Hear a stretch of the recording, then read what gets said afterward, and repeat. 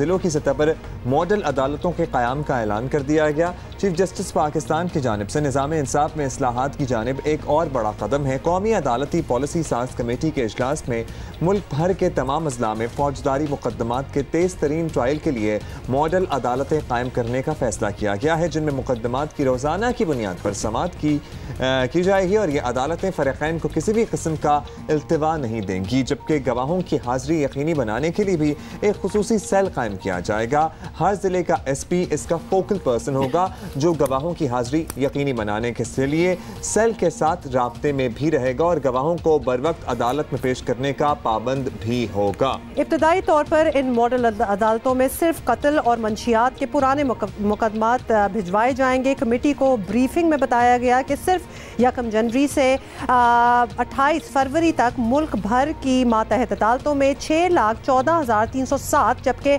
High courts में 47,029 फौजदारी मुकदमात दायर हुए। चीफ जस्टिस आसिफ सईद खोसा की जानिब से मुकदमात बर वक्त निपटाए जाने की तरफ ये एक और अहम कदम है, जो कि इससे कबल वीडियो लिंक के जरिए समाज जैसे इक़दाम उठा चुके हैं और दैट इज़ गुड। एटलीस्ट कोई नई चीज़ें सोची तो जा रही हैं, वरना तो इस तरफ रुझान ही नहीं था किसी का। अभी हम बात करेंगे जी सुप्रीम कोर्ट बार एसोसिएशन के सदर अमानुल्लाह कुंडरानी साहब हमारे साथ हैं। बहुत बहुत शुक्रिया कुंडरानी साहब, आपने हमें ज्वाइन किया। ज़िला सतह पर मॉडल अदालतों का क़याम होगा, जो कि रोज़ की बुनियाद पर समातें करेगी और जल्द अज जल्द, obviously that is the point, case जो है वो निपटेंगे इससे। तो साइलिन और वकला के लिए कितनी अच्छी खबर है ये आप बता दें, कितना फ़ायदा हो सकता है इसका? मैं समझता हूँ एक बहुत बड़ा इनकलाबी कदम होगा। अल्लाह करे इस पर अमल भी हो और इस पर हमारी अदलिया और इंतज़ामिया और मुकन्ना दिलजमी के साथ इस पर अमल करें, क्योंकि डिले जो है अदालतों में और इंसाफ की राह में रुकावट है। डिले की वजह से लोग इंसाफ से मायूस हो जाते हैं और इसके अंदर अदालतों का जल्द फैसले करना उनकी अपने बका और उनके बारे में आवाम के तासुर को बेहतर बनाएगा। इसलिए मैं समझता हूँ कि ये जल्द समाअत का जो फ़ैसला किया गया है ये बहुत ही अच्छा है। और इससे पहले बहुत पहले ये सिस्टम राइज रहा है कि एक दफ़ा एक मुकदमा आ जाए तो पहले उस मुकदमे का फ़ैसला किया जाए, तब दूसरा मुकदमा शुरू किया जाए। यहाँ सारे मुकदमात इकट्ठे शुरू होते हैं। बाद औक़ात जो नए मुकदमात हैं वो जल्द फैसला हो जाते हैं और पुराने मुकदमात चलते रहते हैं किसी न किसी वजह से। अगर ऐसा कानूनी मेकनिज़म बना दिया जाए जिससे कोई इसके अंदर इल्तवा ना हो तो ये बहुत बड़ी ख़बर है, बहुत बड़ी ख़बर है आवाम की फलाह के लिए उनके लिए बहुत बड़ी खुशी है। राइट। अभी ये बताइएगा कि अभी जिन अदालतों के क़याम का ऐलान किया गया है, इनके खद्दो खाल तय नहीं है, तो इनके लिए क्या मॉडल अपनाया जा सकता है? पॉसिबिलिटीज़ क्या क्या हैं सर? ख़ुसूसी अदालतों में देखा गया है आम तौर पर जल्दबाजी में फ़ैसले होते हैं तो उसके बाद उनके बाद में टूटने का ख़तरा होता है वो सुपीरियर जुडिशरी में। तो इसलिए ऐसे कवानीन कम से कम ख़ुसूसी अदालतें बनाई जाएँ, मैक्सिमम सेशन जज को पावरफुल किया जाए और ज़्यादा से ज़्यादा डिवीज़न में डिस्ट्रिक्ट्स में सेशन जज बनाए जाएँ। और सेशन जज का जो क्रेडिबिलिटी है, उसका जो ईमानदारी है, उसकी काबिलियत है, उसकी सलाहियत है, उसका पास्ट बैकग्राउंड है, सारे कुछ देखकर सेशन जज को स्ट्रेंथन किया जाए तो इससे हाई कोर्ट के अंदर एलिवेशन में भी आसानी होगी कि अच्छे लोग ऊपर आएंगे और आइंदा के लिए जो सिस्टम है उसके अंदर भी बेहतरी आएगी।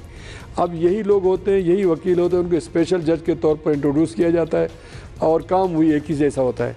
तो इसलिए बजाय इसके ख़ुसूसी अदालतें बनाई जाएँ, सेशन जज के सतह को बहुत बेहतर बनाया जाए और इसके अंदर मैं समझता हूँ अपील का जो राइट है उसको मौसर बनाया जाए और उसके अंदर जो ख़ास तौर पर सेशन कोर्ट के ख़िलाफ़ अपील है वो हाई कोर्ट्स के सतह पर आने के बजाय उसके लिए एक स्पेशल मेकनिज़म होना चाहिए, जिस तरह श्रीलंका में है।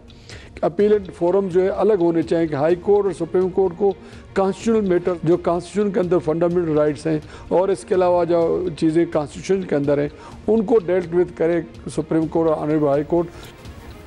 कुंडरानी साहब ये भी बताइएगा, chief justice Pakistan justice Asif Saeed Khosa ने जब से सीट संभाली है सुप्रीम कोर्ट में मुकदमात निपटाने की रफ्तार में बड़ी तेज़ी देखी गई है, तो मातहत अदालतों में ये तेज़ी कैसे लाई जा सकती है, कुछ तजवीज़ करेंगे आप?